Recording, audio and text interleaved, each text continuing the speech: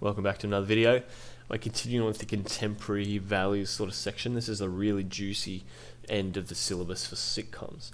Now, dot point today is looking at the positive and negative impact of the popular culture on wider society. So we should have absolutely 10,000 different things we can write here. So what we will do in a moment is similar to other tables we filled out. I do believe we'll be able to fill this table out in its entirety, just because there's so many examples that we have on this. But before I do, indulge me just for a quick second. So we know the impact of sitcoms on society has changed a lot over time, and it's always been significant, no matter which society and culture you're in. So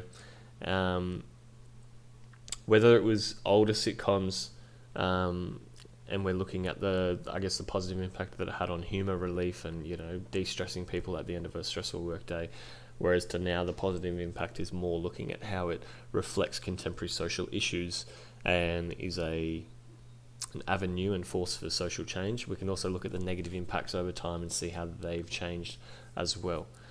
But we're looking at this, holistically, and when we're looking at how they've changed over time, they've had both positive and negative effects over time. Okay, so we might see something like in the positive column will have greater gender representation as a positive impact.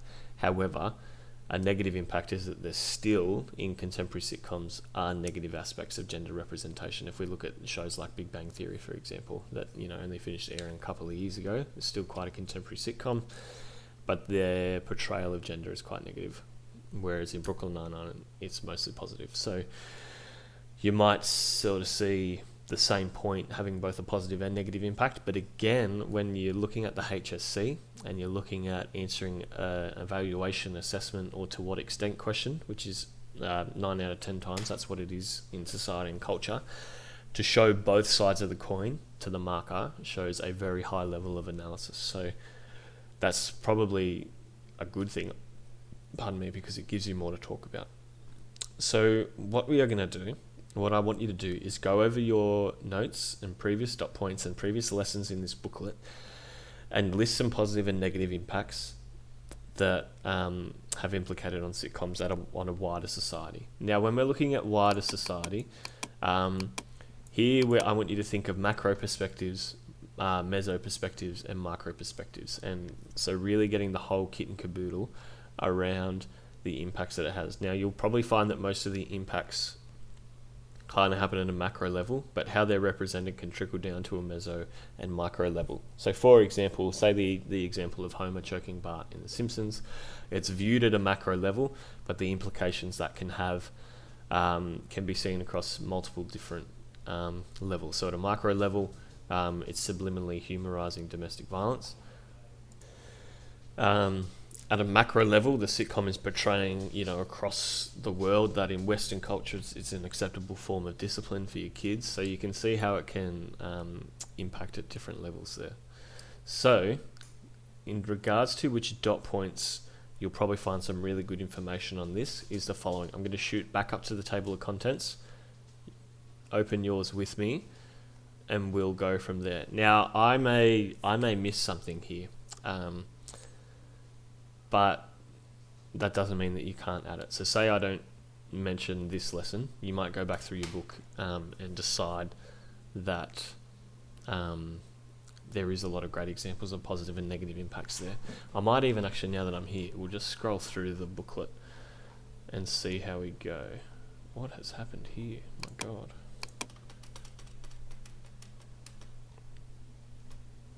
Okay. Nothing really here.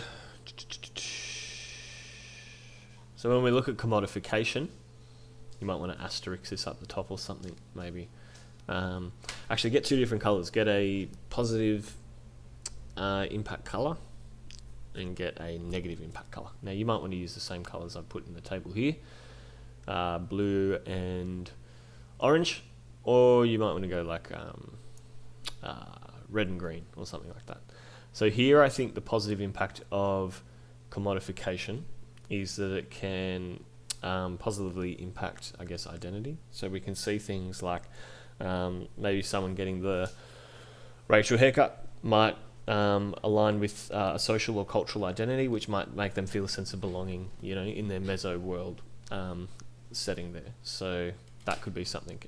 When we're looking at technology and apps, that can create, more social unity. That can create, I guess, a shared understanding of cultural values and jokes. It might influence people's language. They might make new friends from that kind of thing. So there's a few different positive impacts that can have there.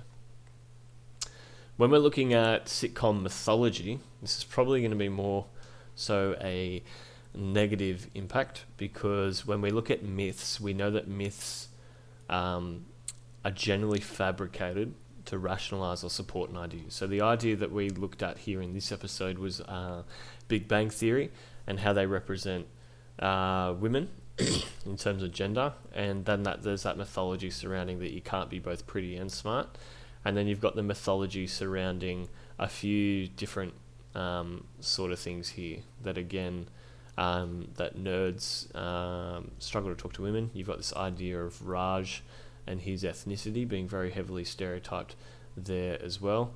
And then the whole sexuality sort of mythology stereotypes that occur throughout Big Bang Theory could have a negative impact too. You might even want to go through your continuity and change table and notes that you've written here and highlight if any of these changes or continuities has a positive or negative impact, and then filter that through into your table below. So if we look at things like, if I'm looking at diversity over time, that might be a really good example to look at how there's more diverse casting in sitcoms. So that's a really positive impact because it's giving a greater representation. So if you look at a greater representation of ethnicity. So if you look at, say, the American population, there's a huge percentage of the population who are Latino, African American, Jewish, and not just Caucasian. So the idea that Brooklyn Nine-Nine is now representing all of those, whereas older sitcoms like in Friends, the whole cast was just white Caucasian people. You can see that increase in diversity over time being a positive impact. If we're looking at things like gender or sexuality, you can look at the idea that sexuality over time,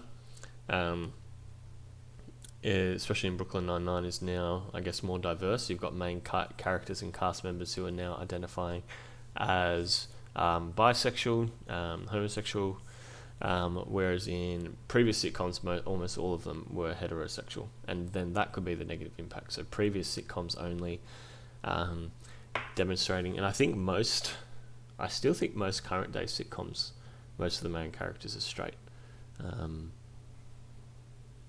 but I could be wrong. So if I'm looking at things even like Parks and Rec, I think everyone's straight there. If I look at The Good Place, everyone's straight there. Now it's getting more common now. You've got, let's say, Brooklyn Nine-Nine, Modern Family. But again, Modern Family's representation is very tokenistic. And there's really only one couple that are homosexual, but they're still stereotypically represented. So that might even be a negative impact. You might want to look at the idea that although it's represented, it's still done in a very stereotypical way. So there's a few things you could look at there. If we're looking at, I don't think there would be... okay, negative impact of technology is piracy and illegal downloading.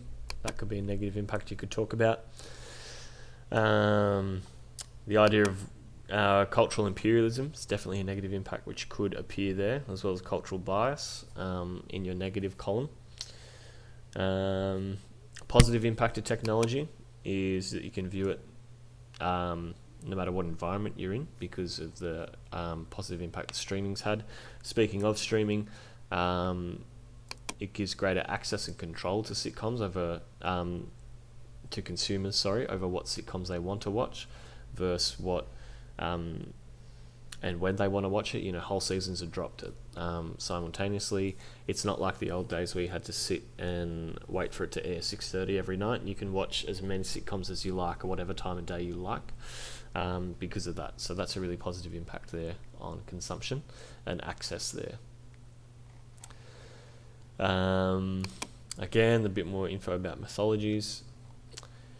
Now, this one you probably have and look at a fair bit of positive and negative impacts around here. I guess what you want to sort of think of maybe potentially as well is that if you were given a HSC question like assess the relationship of access and consumption, you're making a value judgment. So you can almost out of any dot point talk about the positive and negative impacts here as well. If we're looking at in terms of a positive here, I would say that pretty much every target market, no matter what your age is, you will have, excluding toddlers, you will have access to a type of sitcom that you can watch, whether that's, a Modern Family if you're in a family, or if you're elderly, there's older sitcoms you can watch. If you're young, you can watch Brooklyn Nine-Nine. If you're a kid or a teenager, you can watch like Hannah Montana.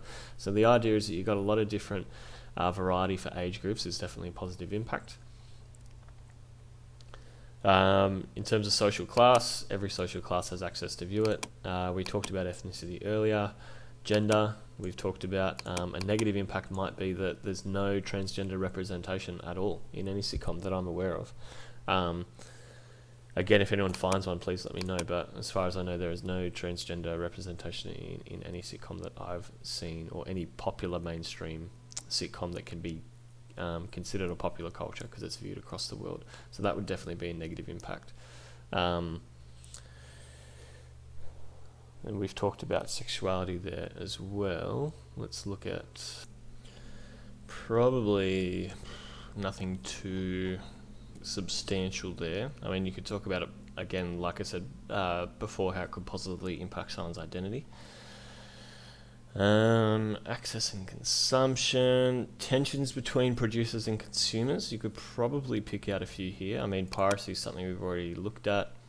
You could look at the family and beliefs values of it. So the idea again of Homer choking Bart. So the negative impact could be used to portray, I guess, or humorise serious issues is probably the tact you would go on. So for example, the domestic violence in The Simpsons, even in Brooklyn Nine-Nine, Jake Peralta makes a lot of gags and jokes about his traumatic childhood, about his father cheating on his wife, walking out on him, and all the trauma associated with that is constantly laughed at. Even you look at Hitchcock and Scully's medical issues, if someone was seriously could be hospitalised for overeating and in your workplace, I don't think you'd laugh at them every time, they had a heart attack and collapsed on the floor sort of thing. So you could look at the negative impact of making jokes out of serious issues there.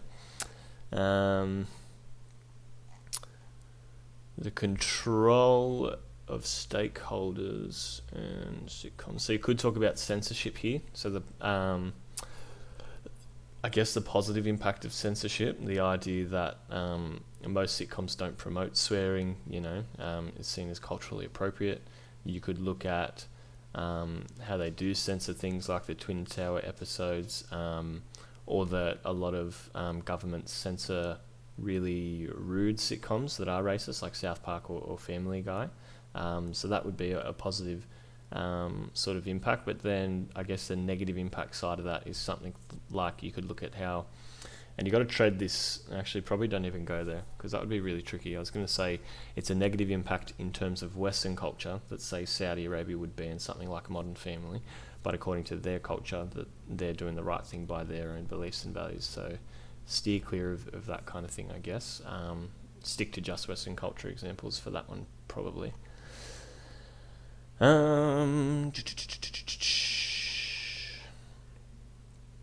Power and authority. You probably talk about the positive impact that social media has on consumer power and how they, say for example with Friends, they were able to speak out on the lack of racial diversity on the show, and then that consumer power led to a positive change. So you could talk about something like that there. Technological impacts, I think we've talked about as well. You may find areas of acceptance or rejection could probably line up with the positive and negative impact. People tend to accept the things that are positive and reject those that are negative. And then the changing perceptions, you'd have heaps there. I don't think we actually watched this scene. Remind me to do that in class. But I guess the idea here is that there are this changing perception that sitcoms are not just about gags and quick punchlines, but they're also a really great avenue to talk about serious issues and do it within a sitcom episode. Makes it semi-lighthearted in area, so it's not so, I guess, confronting for people, so they're more willing to engage with those sorts of issues because of that. So that's a really positive impact there as well.